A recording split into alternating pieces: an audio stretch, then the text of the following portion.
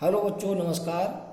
आप लोग देख रहे हैं यूट्यूब चैनल MCI और मैं हूं विकास त्रिपाठी। बच्चों, हम लोग आज के वीडियो में कक्षा 10 विषय गणित में एक्सरसाइज 2.2 यानी बहुपद जो टॉपिक है उसके बारे में बात करेंगे। प्रश्न नंबर 1 तक हम पिछले वीडियो में पढ़ चुके थे। देखते हैं प्रश्न नंबर 2।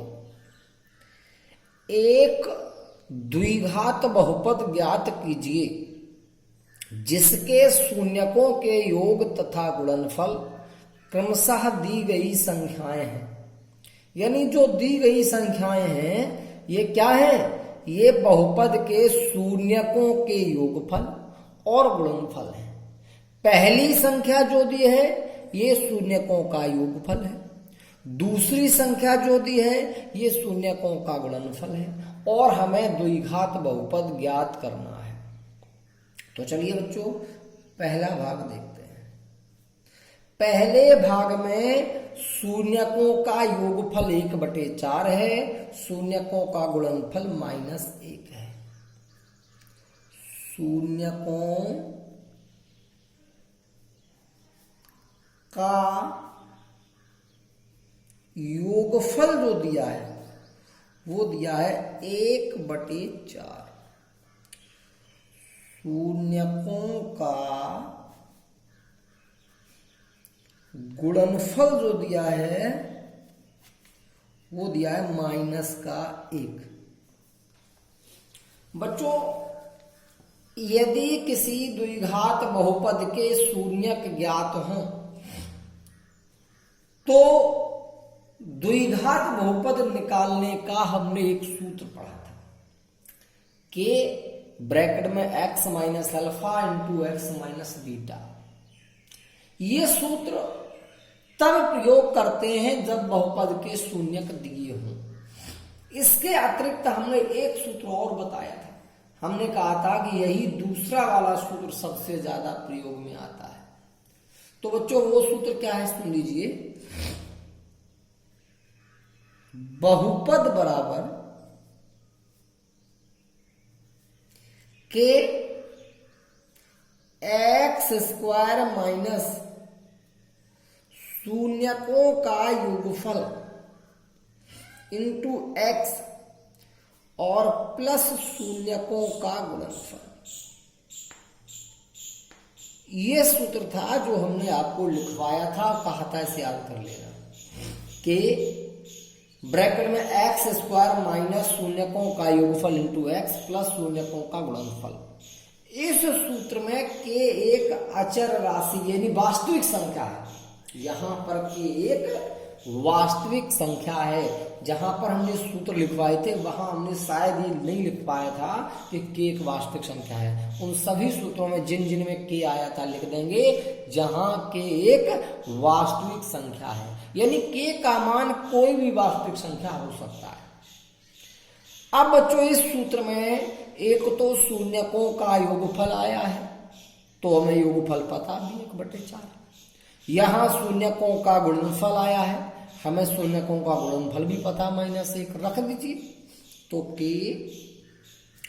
x² माइनस, अब है शून्यकों का योगफल, तो ये योगफल दिया है 1/4, तो फिर यहां आ जाएगा 1/4 इंटू एक्स प्लस शून्यकों का गुणनफल। गुणनफल है आपका -1, तो ब्रैकेट लगा के -1 तो ब्रैकेट बंद। के बाहर रहेगा, ब्रैकेट के अंदर x² रहेगा, -1/4 x रहेगा, ये माइनस गुणा प्लस माइनस का 1 हो जाएगा। ये आ गया। अब बच्चों, ध्यान देने की बात है, अगर ये बहुपद जो है इसमें कोई भिन्न ना आती तो हम यहां पर k का मान 1 रख करके हल कर देते, जो कुछ बचता वही बहुपद आंसर में आ जाता। अगर यहां पर कोई भिन्न है तो जो हर में अंक लिखा है k का मान उतना रख दीजिए, आपका जो कुछ मान प्राप्त होगा वही बहुपद होगा। ध्यान दें बच्चों, शून्यकों का योगफल 1/4 और गुणनफल -1 जो दिया है, इससे अनंत बहुपद प्राप्त किए जा सकते हैं। ऐसे बहुत सारे बहुपद होंगे जिनसे शून्यकों का योगफल 1/4 निकलेगा और शून्यकों का गुणनफल -1 निकलेगा। अब हमें जो बहुपद निकालना है वो सबसे सरल बहुपद निकालना है। तो वो सरल बहुपद ज्ञात करने के लिए ही यहाँ पर के लगाया जाता है, क्योंकि बहुपद तो अनंत होंगे। यहाँ के मान जैसे बदल के लिखते जाओ, अन्य विभिन्न बहुपद प्राप्त होते जाएंगे। लेकिन हमें जो सबसे सरल बहुपद प्राप्त करना है वो कैसे आएगा, इसके लिए हमने बताया आपको कि के का मान एक ऐसी संख्या रखो जिससे ये भिन्न वाला पद कट जाए, ये सरल बहुपद आ जाए। तो फिर इसके लिए बटे में देखो 4 है, के बराबर 4 रखने पर रख लीजिए, तो 4 x² -1/4 x -1 ब्रैकेट बंद। 4 का अंदर गुणा करो तो 4x², 4 का अंदर गुणा करो 4 से 4 कट जाएगा x, 4 का अंदर गुणा करो 4 एकम 4, ये बचा आपका सरल बहुपद। यही आपका आ गया जो आंसर। अब बच्चों इसका हम सेकंड पार्ट देखेंगे। सेकंड पार्ट जो है, इसमें शून्यकों का योगफल है √2, शून्यकों का गुणनफल है 1/3। तो यहां लिख लेते हैं शून्यकों का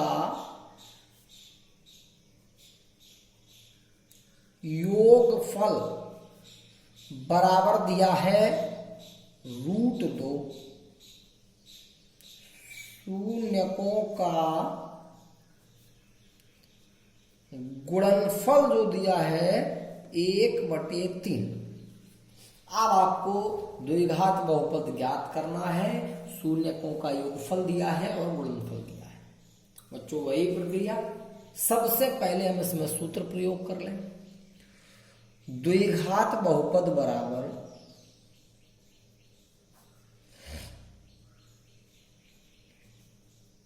के x² माइनस शून्यकों का योगफल इंटू x और प्लस शून्यकों का गुणनफल, ये सूत्र हो गया।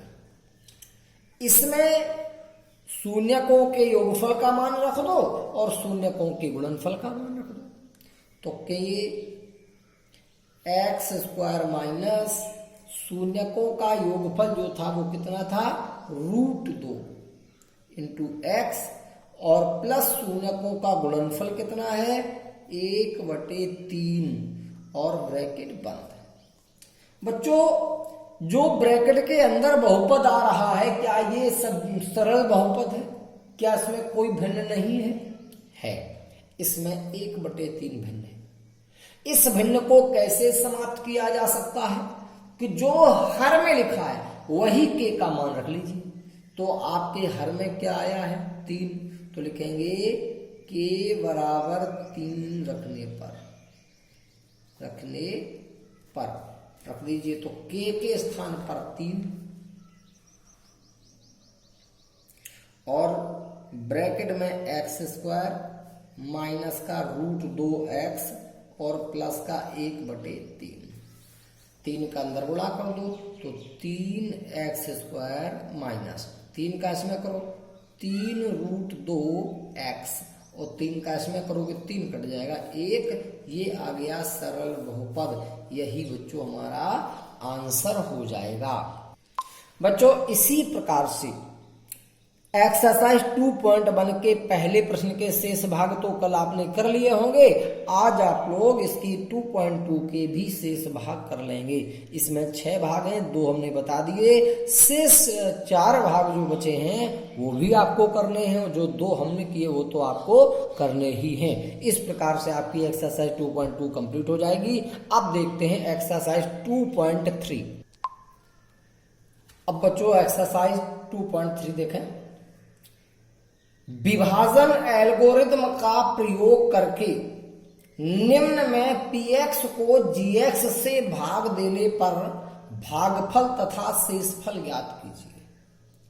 यानी हमारे इस प्रश्न में 3 भाग हैं। इसमें px आपको दिया है, इसमें gx आपको दिया है। कह रहा है कि px को gx से भाग दो, gx से भाग देना है। किसको भाग देना है? px को। और भागफल तथा शेषफल ज्ञात करो विभाजन एल्गोरिथ्म का प्रयोग करके।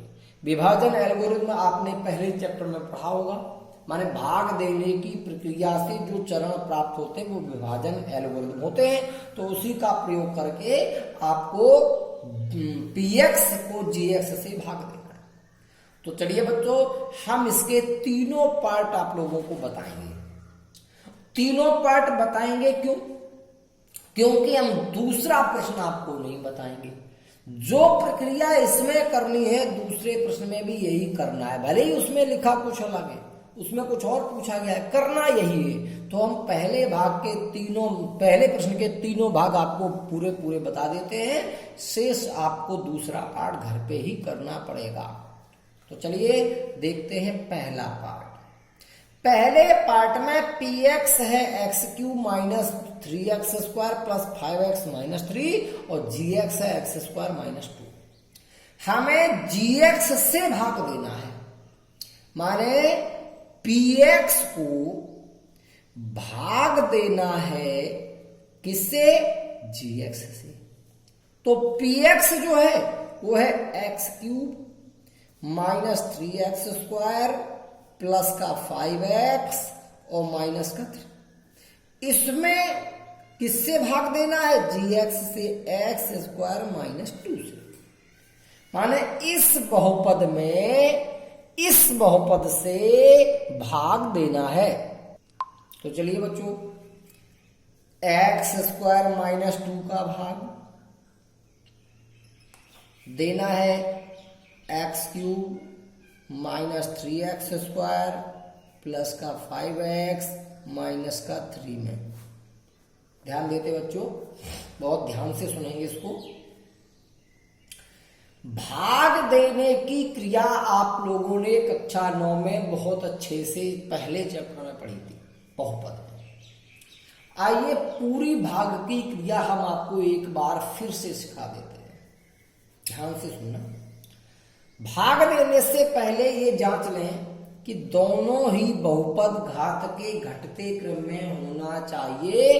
अगर ऐसा नहीं है तो पहले यही करना है, पहले दोनों बहुपदों को घात के घटते क्रम में लिखना है।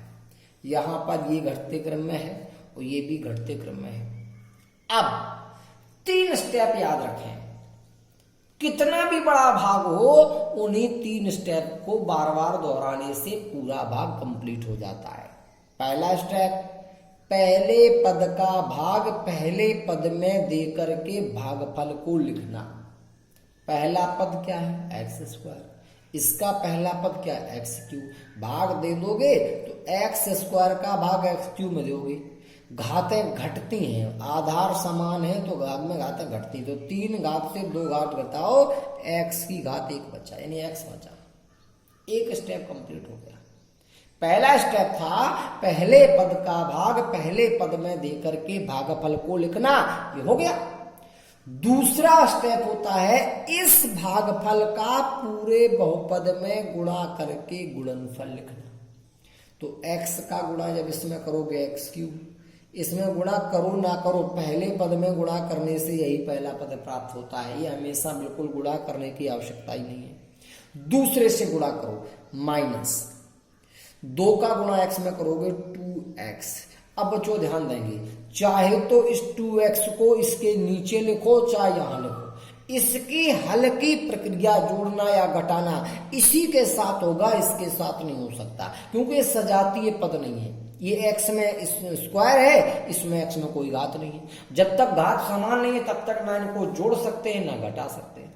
तो इसका जोड़ना या घटाना होगा तो इसी के साथ, क्योंकि ये सजाती हैं, समान घात के हैं, इसके साथ कुछ नहीं होगा। लिखो चाहे यहां हो चाहे वहां।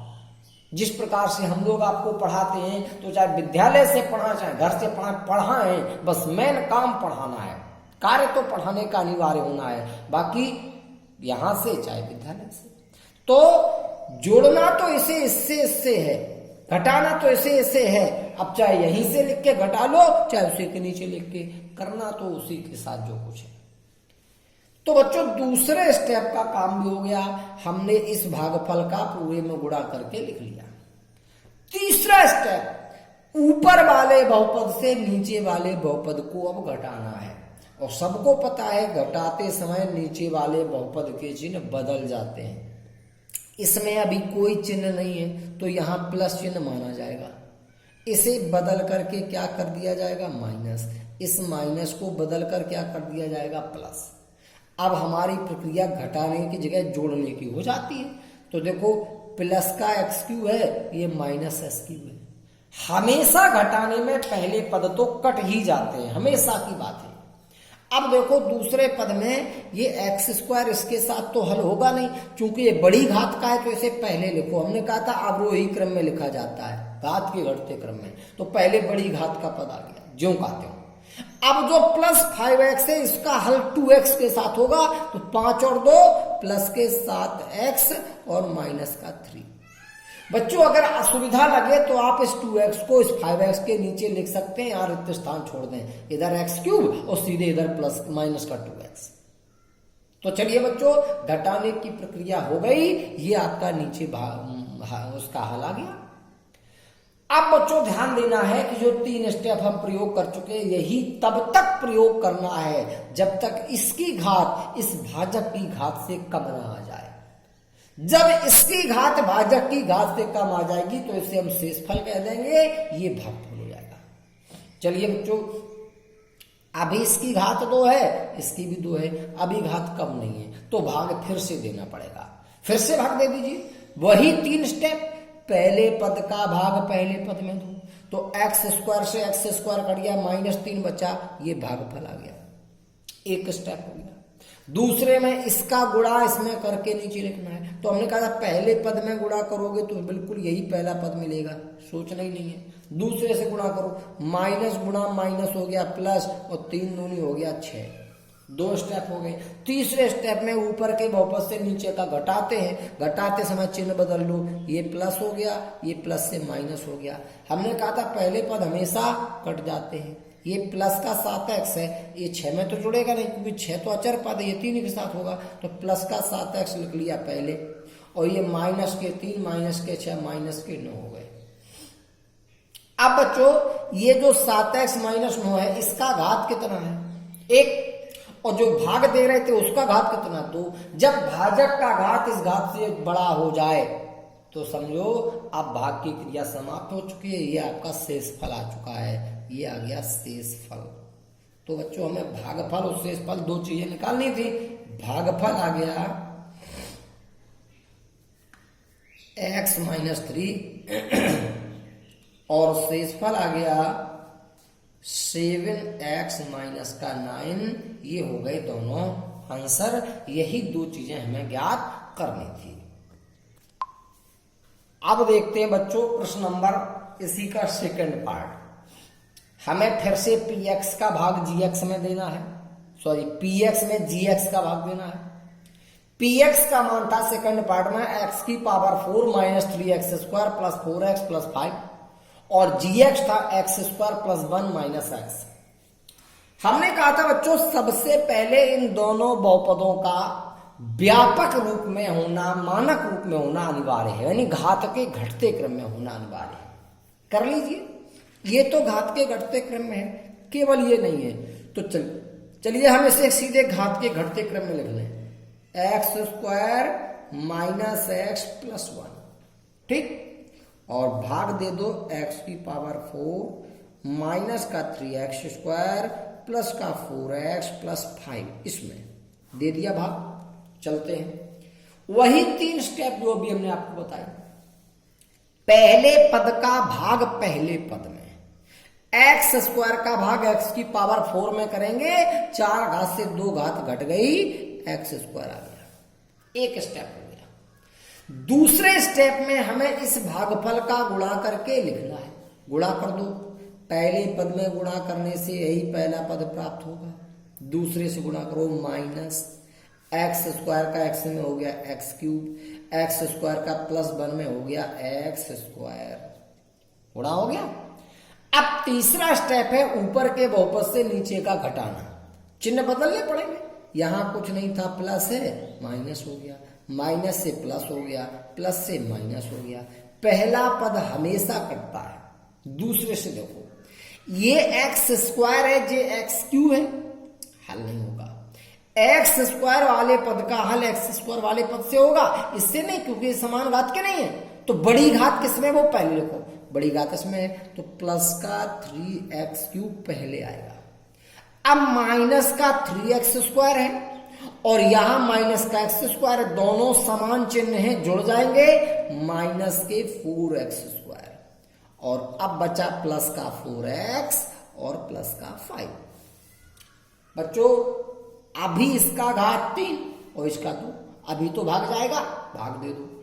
पहले पद का भाग पहले पद में, एक्स स्क्वायर का भाग एक्स क्यूब में जाएगा तो एक्स बचेगा, 3 और बचे, तो प्लस के 3x, प्लस बचा 3 बचा और x की घात बची। अब बच्चों दूसरे स्टेप पे इस भागफल का इसमें गुणा करना पड़ेगा, कर दो। 3x का गुणा जब पहले में करेंगे तब तो विचार करना ही नहीं है, बिल्कुल पहला पद मिलना है, दूसरे से गुणा करो। माइनस गुणा प्लस माइनस, 3x गुणा x, 3x स्क्वायर, और प्लस 3x का 1 में गुणा 3x। 2 स्टेप हो गए। अब घटाने का स्टेप तीसरा, ये प्लस से माइनस हो गया, माइनस से प्लस हो गया, प्लस से माइनस हो गया, घटा दीजिए। पहला पद तो कट नहीं है, दूसरे से देखो, माइनस के 4x स्क्वायर, ये प्लस के 3x स्क्वायर, घटाओगे तो माइनस का x स्क्वायर मिलेगा।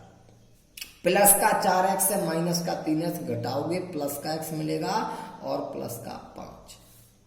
बच्चों अभी इसका घात कितना, 2, और इसका भी 2, भाग जाएगा, भाग कर दे दो। एक्स स्क्वायर का भाग एक्स स्क्वायर में एक बार, माइनस का चिन्ह लगा है तो माइनस का 1। बच्चों -1 का गुणा कर दो तो केवल चिन्ह बदलेंगे, ये माइनस का एक्स स्क्वायर हो जाएगा, ये प्लस का एक्स हो जाएगा, माइनस का 1 हो जाएगा। घटा दीजिए, ये माइनस से प्लस हो गया, ये प्लस से माइनस हो गया, ये माइनस से प्लस हो गया। पहला पद हमेशा कटता है, ये प्लस एक्स है, ये माइनस एक्स, ये भी कट गए। प्लस का 5 प्लस का 1 मिलकर हो गया प्लस का 6, ये आ गया शेषफल, क्योंकि इसका घात 0 है और इसका घात 2 है, तो फिर ये भाग खत्म हो गया, ये आपका शेषफल आ गया। बच्चों भागफल जो हमसे पूछा गया था, ये हमें प्राप्त हो गया एक्स स्क्वायर प्लस का 3x माइनस का 1, और जो शेषफल हमसे पूछा गया था ये आ गया 6। ये दोनों हमारे आंसर हो गए। बच्चों अब हमें नहीं लगता कि हमें इसका थर्ड पार्ट भी बताने की आवश्यकता है। अगर किसी को पूछने की आवश्यकता हो तो वो लोग व्हाट्सएप पर पर्सनल नंबर पर कमेंट्स करके पूछ सकते हैं, हम उनको अगले वीडियो में उसको भी हल करके बता देंगे। अब बच्चों प्रश्न नंबर 2 जो है, इसमें क्या करना है सुने। पहले बहुपद से दूसरे बहुपद को भाग करके जांच कीजिए कि क्या प्रथम बहुपद द्वितीय बहुपद का एक गुणनखंड है। बच्चों हमें प्रश्न में 2-2 बहुपद दिए हैं, 2-2 बहुपद दिए हैं और पूछा गया है कि प्रथम बहुपद द्वितीय बहुपद का क्या गुणनखंड है। तो बच्चों हमें पहले बहुपद का भाग दूसरे बहुपद में करना है, यानी पहला बहुपद भाग दूसरा बहुपद। अब ध्यान देना, भाग देते समय सबसे पहले दोनों बहुपद आरोही क्रम में लिखना, घात के अवरोही क्रम में, घटते हुए क्रम में। और जब घात के घटते क्रम में लिखना है तो भाग दे देना, भाग दे करके शेषफल निकालना। भाग वैसे ही देना जैसे भी पहले प्रश्न में हमने 2 भाग बताए, ऐसे ही भाग करके देना। भाग दे करके हमें शेषफल निकालना है। यदि शेषफल 0 आ जाए तो पहला बहुपद दूसरे बहुपद का एक गुणनखंड है, और अगर शेषफल 0 ना आए, चाहे वो धनात्मक आए, चाहे वो ऋणात्मक आए, चाहे वो भिन्नात्मक आए, कुछ भी आए, अगर 0 नहीं आए तो पहला बहुपद दूसरे बहुपद का गुणनखंड नहीं है। अंत में हमें ऐसे ही लिखना है, चूंकि शेषफल बराबर 0 है, जब शेषफल 0 आ जाए तो लास्ट में 2 लाइन लिखनी पड़ेंगी। चूंकि शेषफल बराबर 0 है अतः पहला बहुपद दूसरे बहुपद का एक गुणनखंड है। अगर 0 नहीं आए तो लिख देना चूंकि शेषफल बराबर 0 नहीं है अतः पहला बहुपद दूसरे बहुपद का गुणनखंड भी नहीं है। बच्चों इसी प्रकार एक प्रश्न और आता है, क्या पहला बहुपद दूसरे बहुपद को पूर्णतया विभाजित करता है? ऐसा प्रश्न पूछने को आता है। तो उसमें भी यही प्रक्रिया है, अगर शेषफल 0 आ गया तो पहला बहुपद दूसरे बहुपद को पूर्णतया विभाजित करता है, और अगर शेषफल 0 नहीं आया तो पहला बहुपद दूसरे बहुपद को पूर्णतया विभाजित भी नहीं करता है। माने पूर्णतया विभाजित करना और गुणनखंड होना एक ही बात होती है। चाहे कोई चीज पूछी जाए आप दोनों प्रकार के प्रश्नों का उत्तर दे सकते हैं। तो बच्चों हमें लगता है कि आप लोग इस दूसरे प्रश्न के सभी भाग घर पे कर लेंगे। इन दोनों प्रश्नों की पीडीएफ फाइल आपको हमने कल के वीडियो में भेज दी थी। आप लोग उससे सारे प्रश्न देखेंगे और इनका हल करेंगे। जो प्रश्न आप लोगों को ना आए वो प्रश्न हमें आप लोग व्हाट्सएप पर कमेंट्स भेज करके भेजेंगे, तो हम आपको अगले वीडियो में उसका हल भी दे देंगे। ठीक है बच्चों, प्रतिदिन आप लोग होमवर्क करते रहें। अगर होमवर्क नहीं करेंगे तो एक भी प्रश्न समझ में नहीं आएगा, इसलिए होमवर्क जरूर करें। धन्यवाद।